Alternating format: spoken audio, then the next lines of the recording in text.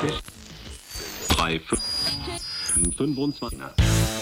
this episode, we discuss 10 Bangkok situations that always seem to trip us up, even after all these years.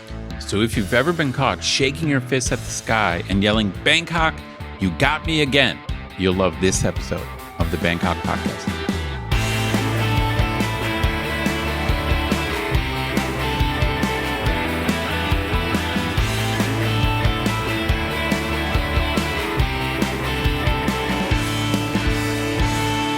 Sawadee krap, and welcome to the Bangkok Podcast.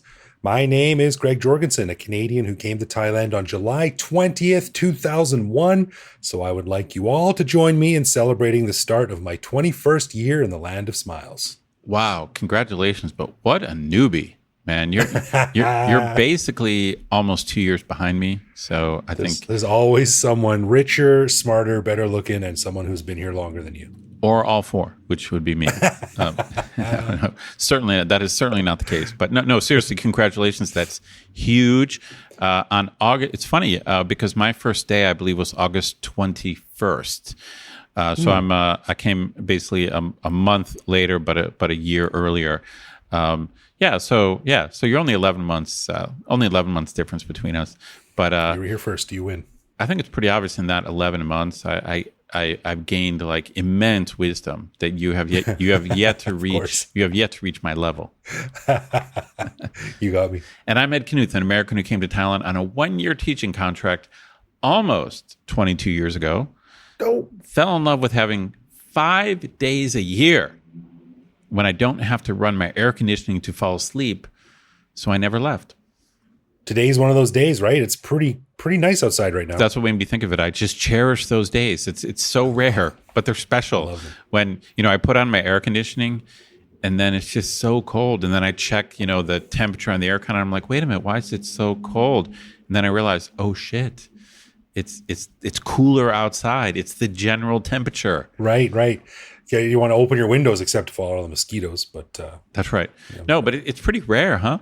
It is rare, yeah. And you learn to just love them. It must be like living in Svarlbad when you have a really warm day. It gets up above 15 degrees. You're like, you're like, wow, oh my, wow. Yeah, here. I feel like in Bangkok, there's, I don't know if it's actually 5 days, but I feel like there's just a few days a year where I just turn off the aircon and all is good. All is good. Oh, I'm not sweating. Isn't that cool? All right, we want to give a big thanks to all of our patrons who support the show. Patrons get a whole bunch of cool stuff, including our ad-free regular show a day early, emails with behind-the-scenes photos of our interviews, access to our Discord server to chat with me, Greg, and other listeners around the world, and various other goodies. But best of all, patrons also get an unscripted, uncensored bonus episode every week where we riff on current events and Bangkok topics. We just finished recording this week's bonus show, and we chatted about the insane cost of airplane tickets right now, including a story of one of our American listeners who saw the prices and decided Cancun would get their tourist bucks instead of Thailand, plus complaints about Instagram's stupid messaging capabilities making us miss messages from our listeners, and discussion about an expat survey that saw Thailand jump back into the top 10 for best places in the world for expats. And I got to agree with that. Yeah. To learn how to become a patron, click the support button at the top of our website. Right. And as always, if you have something interesting to say or a show idea or a joke, or just want to say hi, head over to bangkokpodcast.com, click the little microphone button on the bottom right to leave us a voicemail, and we will play that on the show, as long as it's nice. All right. Well, in this episode, we're going to have a little bit of fun by casting us, that's me, Ed, and you, the listener, that's right, you, as the hero, and Bangkok as the villain. Now, Bangkok is a big, gnarly city that doesn't suffer fools, and we probably all know someone who has came, saw, and gotten the hell out because Bangkok, in some way, shape, or form, did them dirty. And it's not just clueless noobs in elephant pants. It happens to all of us, even lifers like ourselves. Sometimes, no matter how hard you try, you just have to realize that Bangkok has won this round and there ain't nothing you can do about it. So we thought it'd be fun to go over 10 situations that keep catching us with our pants down, so to speak, no matter how well prepared we think we are. So Ed, this is your idea. I think it's a really fun way to look at Bangkok because it is a force of nature and we are just puny humans. That's right. And he's not just talking about literal nature. It's just life in Bangkok. There's certain, I think of them as kind of gotchas where it's just, I get burned and I learn a lesson. And, in my mind, I'm thinking, all right, I'm never going to do that again. Yeah.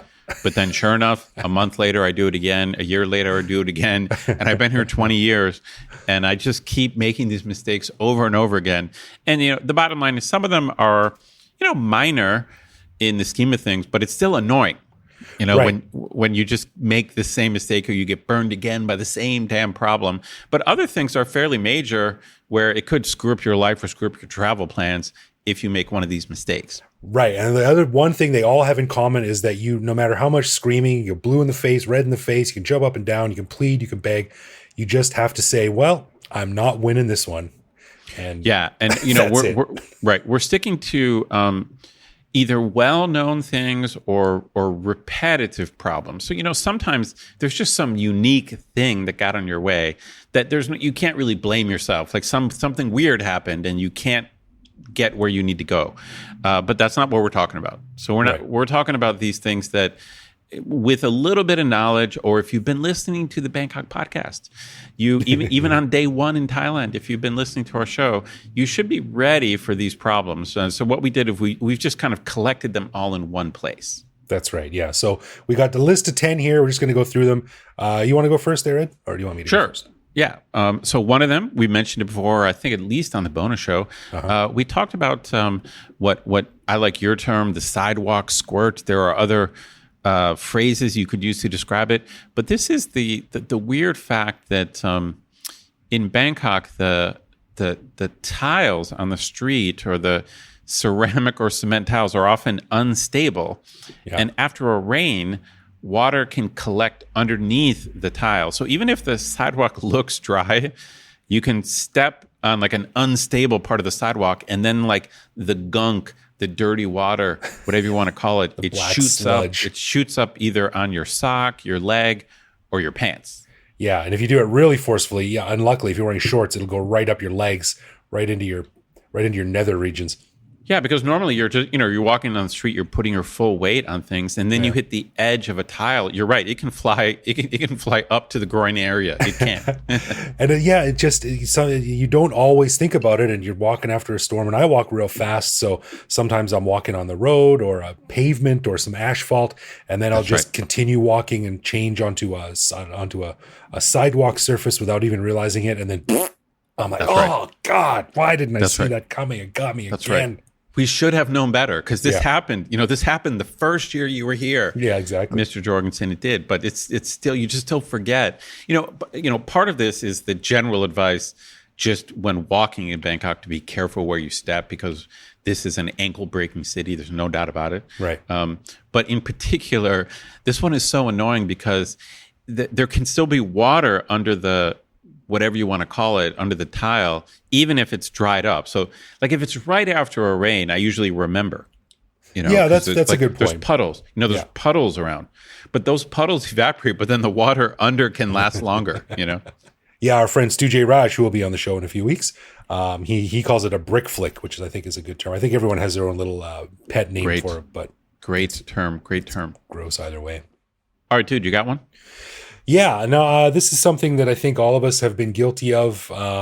You're like, okay, I'm done at my place here. I got to go to the next place, got to grab a taxi, and I'll just go out to the road. Hey, there's a taxi. I'll jump in. Looks like a new, nice, comfortable taxi. Jump in, and you tell the destination, and then you just realize, oh no, I'm on Silom, or I'm in Siam Square, or I'm on some soy and it's rush hour, or it's about to rain or something like that. And you realize that, oh my God, I'm stuck in traffic. And it's gonna double it's gonna double the time that I take to get to where I want to go. Yeah, no, this is a good one. And I know when you hear this, someone you might want to say, hey, rush hour, that's a universal thing. Like, where I live, rush hour is bad, so this is not a Bangkok problem. But you're wrong. The problem with Bangkok is that even though it's a fairly big city, if it's not rush hour or some unique thing, you can surprisingly go fairly far fairly quickly. Yeah. But if you just mistime something, it's a whole nother world. It's not twice as long. It's more like 5 times longer. Right. So, for example, in Bangkok, the difference between heading into the city center at 3:30 and maybe 4 o'clock or 4:15 is drastic. Yeah, right. Like if you can get in under the wire, like I can go from where I am to the city center, it'll be 30 minutes. Exactly. But if it's like 4:01, that 30 minutes becomes like an hour 15. Yeah, like if in the morning, it's drastically different. In the morning, if I leave for work at 8:15, I'll get to the office at 9. If I leave at 8:45, I'll get to the office at 9:05. That's right. Yeah. So yeah. If you mistime it or forget where you are or where you're going, then you could just have your plans completely derailed. That's right. That is a classic Bangkok gotcha where you walk out of some place and you're like, I want to go here, and you get in the taxi and then you're like, oh shit, I didn't think of it's the this time. Yeah, that's right. The weather, the season, the holiday, whatever, the long weekend, whatever it is. Yeah, for sure. Yeah. All right, what's your next one? All right, this one is, I just get burned by this. This actually might be just my personal number one. And again, I've mentioned it on the show before, at least on the bonus show. It's not being prepared for freezing air conditioning. And for me, it's in 2 places. It's Starbucks or movie theaters. Right, you're a big Starbucks guy. Right. No, so I go to grade. I mean, sometimes I've got, often I have hundreds of exams, and I take them to a Starbucks. And my plan, I'm a long hauler. I mean, I go there. It's basically like I'm going camping, dude. Like I'm ready. I'm set up. I've got my tablet. I've got my phone. I've got 2 separate chargers. Like I'm ready to go. I try to camp near the bathroom. I'm gonna build a fort, at a table in Starbucks, and I'm there for 5 hours, 6 hours, 7 hours, like 8 or 9 hours. I'm in for the long haul, but it's freezing in there, man. And so if I remember, it's long pants, which I normally don't wear unless I'm going to work, so shorts is Bangkok attire. So I put on some jeans and I bring a hoodie with me.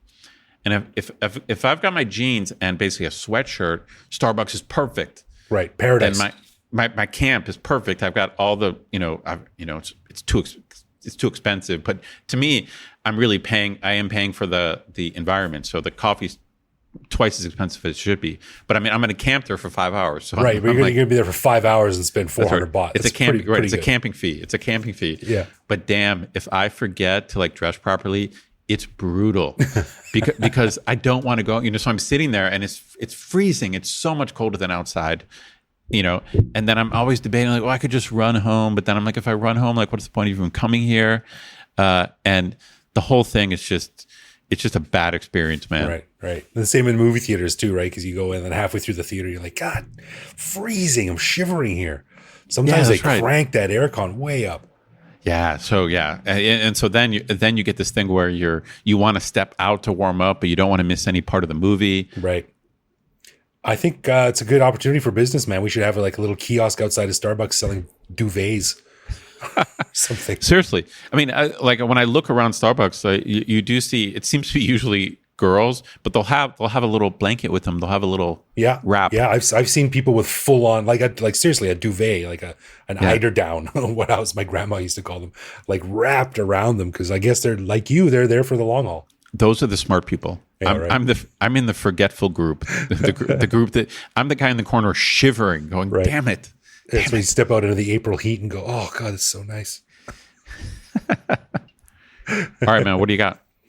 All right, the next one is something that we all have probably been burned by, and that is when you forget to have the proper documentation for something that you don't think you should have documentation for. Brutal. Whether it's a bank book at a bank, a passport, a photo, or even if you're like, oh, I have some change in my wallet, I got to convert it at an exchange booth. Oh, you don't have your passport. Or oh, I've got to go and renew this thing. Oh, I need a certification from my embassy for this translation. That's right. Yeah. So you just don't anticipate the amount of documentation that you will need.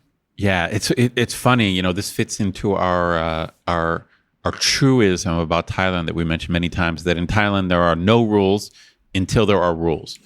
So on the one hand, Thailand has a super casual vibe just in everyday life where you just kind of feel like you can just chill and relax, and it's just not a strict place. That's just how we think in general. Like when we picture Thailand, we don't picture strictness and harshness. Right. But the truth is, it's also a very bureaucratic culture where once you step into like officialdom, like once you step into like government or major corporations, they have a list of 5 things you need to do X and 6 things you need to do Y. Yeah. And so you can't just like roll in with your wallet and do something. No. It's not like that. It's like, okay, we need your passport, we need your tabi and bond, like your house papers. Sure. We need X, the Palm document. You're like, of course they need that Palm document. That's right. When I tried to go to do my driver's license before I went back to the States, because I wanted my Thai driver's license, which I knew would work back in the States, I look at the list, and one of the things you needed was a certificate of residence. And I had my permanent residency book, which on the book, it says certificate of residence. That's what it says. So I'm like, I'm good. So I go to apply to my driver's license. They're like, no. There's another piece of paper called the certificate of residence. And I'm like, and I said, I don't need that because I've got this book that says certificate of residence. And they're like, nope, that's not the one. Right certificate of residence. That's right. So that's a booklet of residence, you idiot. That's right. So it's just a reminder. Anytime you step, it's fascinating because there's just kind of open life in Thailand, which is very informal, and just it almost seems like there's no rules, But then there's a line. There's a line, and then you cross into like ruledom. You cross into like heavy regulation. The kingdom of rule. That's right. I got to say I have learned this though, and what I did is I got like a special little man purse, and it is stuffed with photos, copies of everything. I've got my Google Cloud has like a special folder where I've got photocopies of everything that I can just email to someone if they need. You have like medical photos of your armpit just in case. You never know if they're. You never know. Yeah, that's the Palma certificate you got to fill out. So I've got this thing just stuffed with papers that I'll probably never ever need. No, but that's smart. You never know. That's a good expat move. It's like the pre-bureaucracy. It's like their survival kit. I got pictures in like 5 different sizes. I'm like, you want a picture? Here you go. You want 2x2? You want 2x3? That's a bureaucratic go bag. Exactly. That is smart. That is some wisdom right there. Yeah. What's next? All right, dude, I got one for you. Yep. Both you and I use taxis. I use it more because I generally don't drive as you do, but obviously you've taken many taxis over the years. Many. And in general, if you have to pay a fare, typically they're under 100 baht because the fares are so cheap. And so normally if you have 100 baht or 200 baht, obviously the taxi driver has change. But here's a annoying fact is that quite often taxi drivers will not have change for a 500 baht note, and the odds they have change for 1,000 baht note is pretty low. Right. And I get burned by this where I've got 500 baht in my pocket, but it's the fare is 53 baht, and then he doesn't have change, and then it's a mess because you got to find an ATM machine, or he's got to run out of the cab to find someone to make change. Right, he's got to go to some pineapple vendor and be like, "Hey, do you have change for this?" But you're sitting in the back like a tool. Hey, I don't know. That's right. I mean, God, I've been burned by this so many times. So dumb. It's brutal. So, okay, what's your take on this? Here's my take. I think in general, it should be the taxi driver's responsibility to make change. Does that make sense? Because it's his job or her job. I agree, but with 500 baht bills, if I jump into a taxi and I'm like, "Bye, Silom," or something like that, and I get there and I pull out my wallet and I'm like, "Oh, right, I only have 1,000 baht," I think that's on me. Ah, okay. I don't think a taxi driver should be expected to have change for 1,000. That's asking a bit much. No, I like that. You're right. I mean, we have to remember, just due to exchange rates and all that kind of stuff, 1,000 baht, which in the U.S. terms might be whatever it is now, $35. In a way, because of what it can buy, it's more like $100 bill. Like that's like, and if you drop $100 bill on an American taxi driver, I mean, he or she probably would have changed, but he might not. 100 would be like, that'd be like, dude, what are you doing? Yeah, like dropping $100 bill on me. 50, okay. Yeah, but anyway, this is a good show because you're getting some really practical advice. Just before you get into a cab, check your wallet, check your purse, make sure you've got 20s and 10s, because unfortunately, you can't count on the driver to have the change. Right. And of course, the magical, rarest of all notes, the blue 50. I hoard those in my wallet because whenever you get taxi, there's always, the fare is like 62 baht or something like that. That's right. So, you don't. I don't even call them blue notes, man. I call them gold. Those 50s, those 50 baht notes, they are golden. They are, man. That's good advice for a tourist or expat. Like, hoard your 50 baht notes. Yeah, totally. All right, this is something that's happened to me many, many times, and I imagine it's happened to other people as well. It's when you're going to some formal event, a funeral, a wedding, a dinner, a meeting with your boss, or something like that, where you have to dress up slightly more than you normally would. Now, obviously, when you dress up, you put on a bit more clothing or a different type of clothing that's usually a bit warmer than your normal clothing. But what happens to me is that I think like, oh, I'm just going to this thing. It'll be inside. It'll be air conditioned. I'm not going to be moving around a lot. No problem. But then inevitably you're stuck outside. There's no fan. There's a lot more walking than you had planned on it. And you're just, I know where this is going. You're just sweltering. And pretty soon you're just like this disgusting, sopping mess of a person where your nipples are showing through your shirt and you got pit stains coming down, and you just really underestimated how hot your day would be. Yeah. Okay. So this is, So for me, my version of this is, normally when I teach in person, which I'm going to start doing again next month, I wear a dress shirt, but then I also wear a t-shirt. But then occasionally, whatever, I don't have a clean t-shirt. So sometimes I just throw on a dress shirt when I go to work. And I'm thinking, oh, this will be okay. I'm not going to be outside much. But this is the classic mistake, because if you depending on the type of cloth you're wearing, depending on the dress shirt, you could just be outside for 5 minutes. And you're like, I'm just running to eat lunch, from aircon to aircon. Yeah, right. But then when I come back to class, I've just got ridiculous armpit stains. Yeah, just like blatant, like big dark circles around my armpits.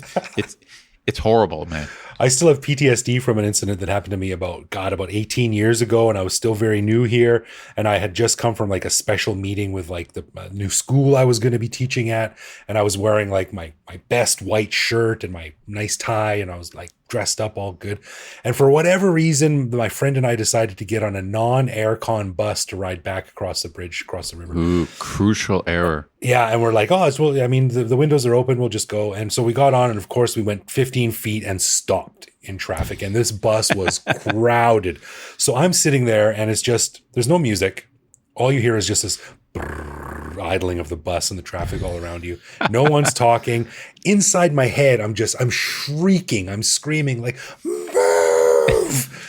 But of course, and then you cut to me just sitting there quietly, and sweat is dripping down my back and off my forehead. Dude, that's like a fatal error. Like all of these things we're talking about, it's like when you're playing a video game and you make a mistake, and then it just starts blinking like fatal error, error. Oh, no. These are Bangkok mistakes. If you got to factor in the sweat, sweat factor, and I'm sure it applies to women in one way or the other. It's like you got to be thinking, I've got to plan what I'm wearing just based on the fact that if I'm outside for 5 minutes, I'm going to be sweating like a pig. Right. And women have to deal with makeup and stuff too that we don't have to same thing. So. Yeah. So it's really, in a way, it's the underestimation of sweat.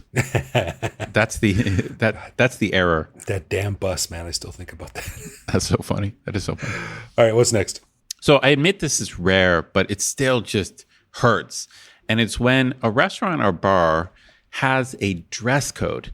And the reason this kind of hurts so bad is that, as I mentioned before, Bangkok is in general so casual. The truth is, you can go to 98% of places in Bangkok in shorts, a t-shirt, and flip-flops. It's just, that's almost like the Bangkok uniform. Almost, yeah. Yeah, I mean, Thai people tend to dress better than foreigners on average. I'll be the first to admit that. But the bottom line is, as I said before, it just Thai culture is casual. So casual is the general rule. But it just so happens that there's a line. And there's just certain bars or restaurants. The most classic example would be, I think it's called Labua or Shirako. It's whatever the rooftop bar of State Tower is called. I guess maybe Sirocco, Labua's. Okay, maybe Labua is the restaurant, Shirako is the bar. Yeah. It's one of the best views in all of Thailand. It's an incredible view. But they notoriously are very strict about their dress code. No shorts, no flip-flops, and they enforce it absolutely strictly. So you could show up with your great-grandmother who's 95, and if one person in your group has flip-flops, they won't let you in. And they won't bend. They will not bend at all. No, they're hardcore. There's no rules until there are rules, and then they're absolutely non-negotiable.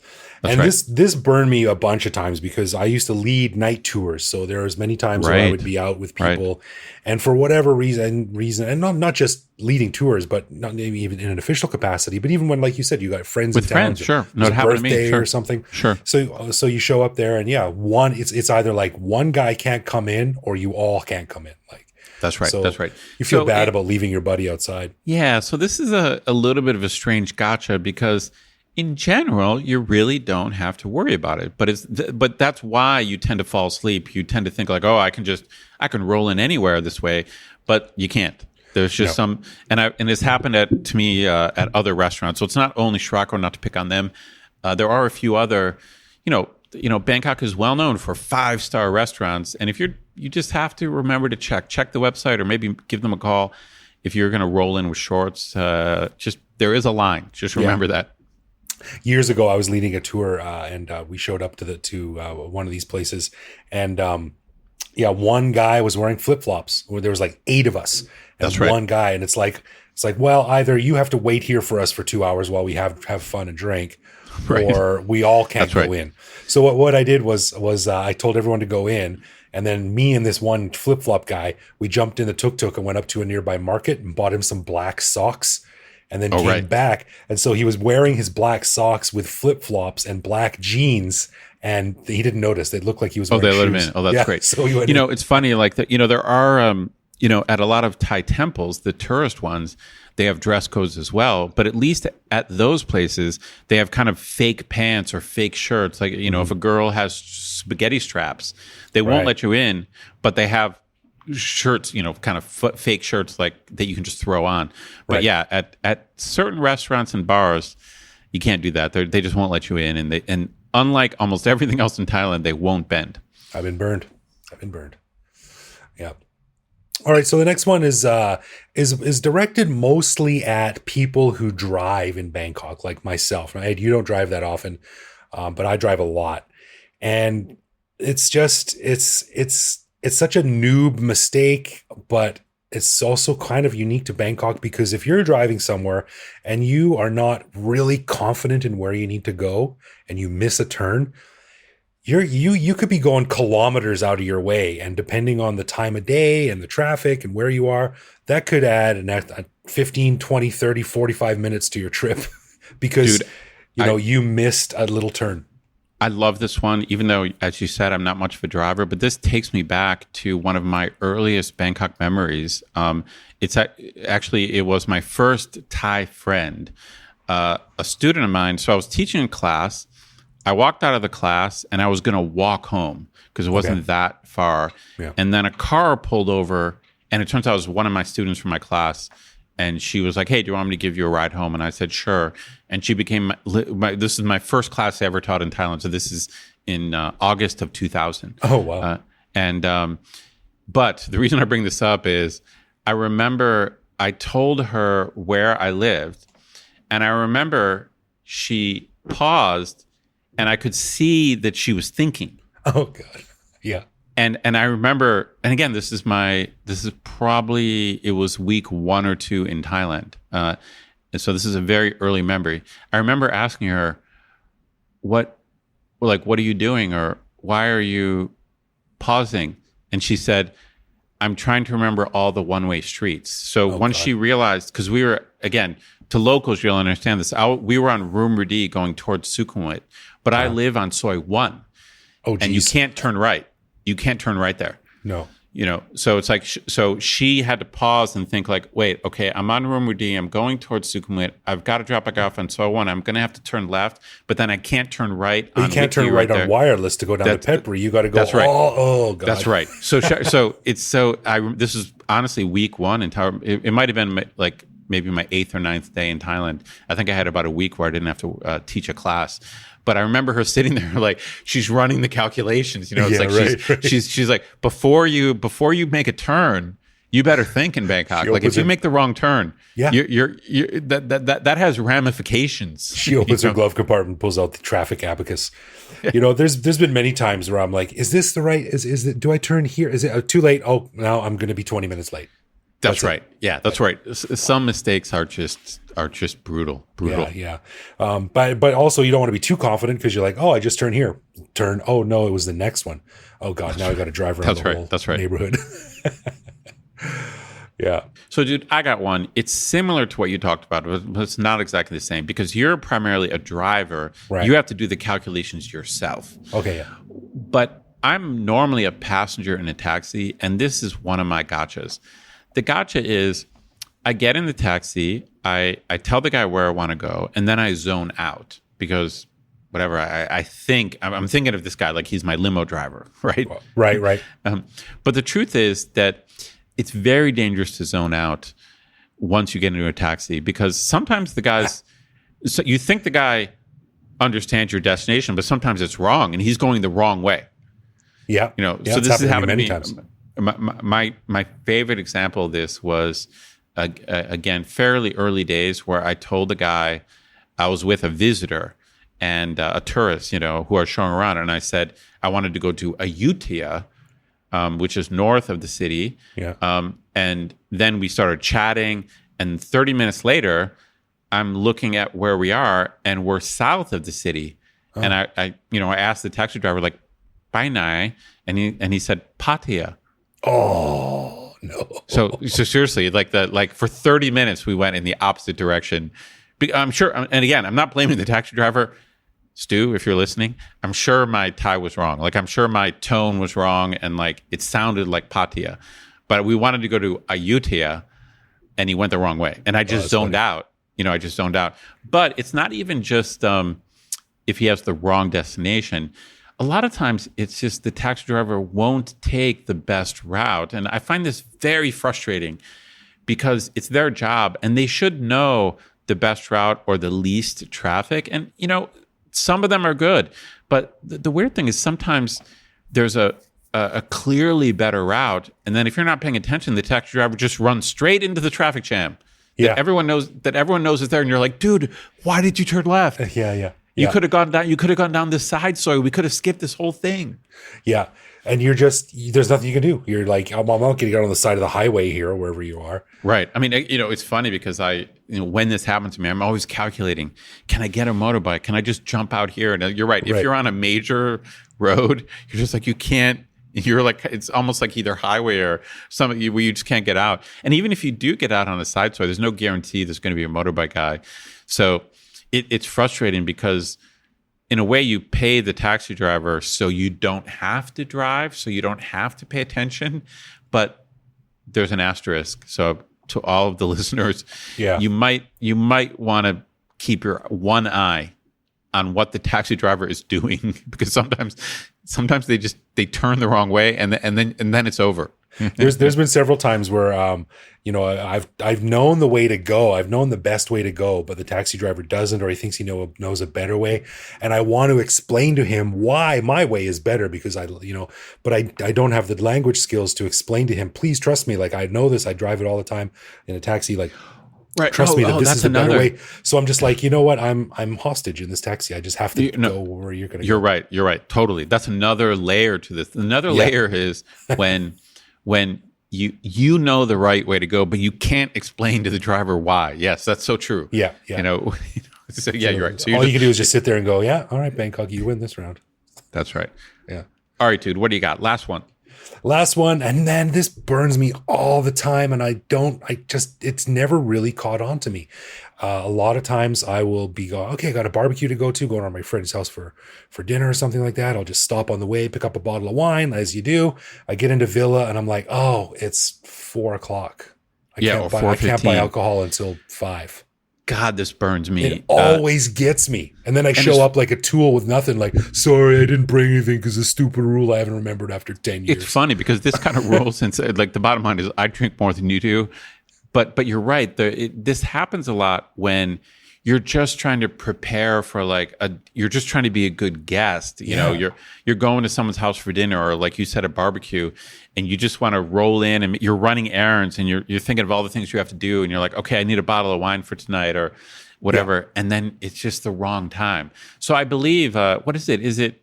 I think you can buy booze. Is it 11 a.m. to 2 p.m.? There is a window in the middle of the day. Yeah, so you buy it at lunchtime or after 5 p.m. basically. That's right. Yeah, but this happens to me a lot where I'm just, as I mentioned on the show before, I live right next to a Foodland, and I'll just run out in the middle of the afternoon because it's right next door. It's 1 minute away, and I'll just be grabbing everything I need, and I'll grab a bottle of something, and it's just like, oh, you can't buy this, and it's so annoying because that means I have to make another run later, and it's just, I wish, I've never seen. Allegedly, these alcohol sales times are designed to protect young people, to make it harder for young people to buy booze.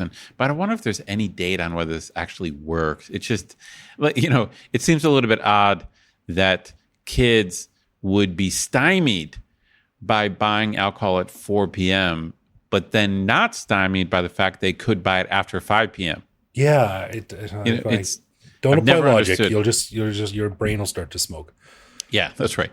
It doesn't make sense, but it's just a constant reminder. Now, I want to clarify. It's not just the time per day. It's also remembering the various and apparently innumerable Buddhist holidays. And we are right in the middle of a 2-day Buddhist holiday, right? Which I think is Asana Buchade, and then also Buddhist Lent. I think that might be what we're experiencing right now. So we're in a period of 48 hours of no alcohol. And while in this case, I was prepared, on Twitter, expats are bitching and moaning about, oh my God, I can't buy booze.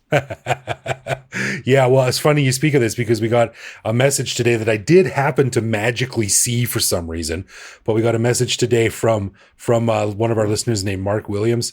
How you doing there, Mark? And all it says is, first time in Bangkok in 20 years, only here one night, and I pick a dry night. Haha. Oh shit, that's it right there. Yeah, burn, baby. But that's what this whole show is about. It's just, there's just these quirks. Yeah, it's so and I don't know what, burn is the perfect word, because even after all these years, I make these mistakes over and over, or I'm just like, it's like the Homer Simpson, just. I always do so it now I'm like, now I'm known as Greg, the guy who shows up to a barbecue with no meat and no alcohol. Like, he just freeloads from everyone who's there already. Right, and you're always sputtering about, hey, I went to Villa, I was there at 4:15. I wanted to buy a bottle. And they're just like, he says this every time. Every time he comes over, he says this. It's great.